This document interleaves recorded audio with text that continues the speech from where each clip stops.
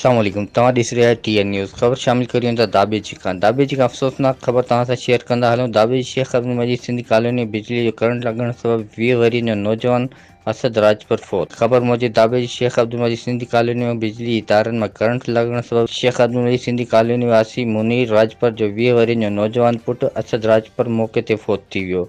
लाश घर पहुचण ते कोहराम अची वियो। यादि रहे त के इलेक्ट्रिक घारो जी इंतिज़ामिया जी मिलीभगत सां सवियुनि जी तइदाद में ग़ैरक़ानूनी कुंडा लॻाया वञनि था, जितां माहवार लखें रुपया वसूल कनि था, जंहिं सबबि हर रोज़ हादसा मामूल बणियल आहिनि ऐं मासूम जानियूं पिणु ज़ाया थियनि थियूं। MDKE फ़ौरन नोटिस वठे। दाबे जी अफ़सोसनाक ख़बर तव्हां सां शेयर कंदा हलूं। दाबे शेख अब्दुल मजीद सिंधी कॉलोनी में बिजली जो करंट लॻण सबबि 20 वरी जो नौजवान असद राज पर फौत। दाबे शेख अब्दुल मजीद सिंधी कॉलोनी में बिजली तारनि में करंट लॻण सबबि शेख अब्दुल मजीद सिंधी कॉलोनी वासी मुनीर राजपर जो 20 वरी जो नौजवान पुटु असद राजपर मौक़े ते फौत थी वियो। लाश घर पहुचण ते कोहराम अची वियो।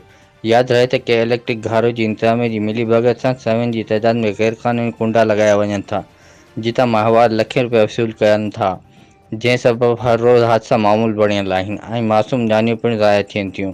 MDKE फ़ौरन नोटिस वठे। रिपोर्ट शाहिद समूह TN न्यूज़ दाबे जी।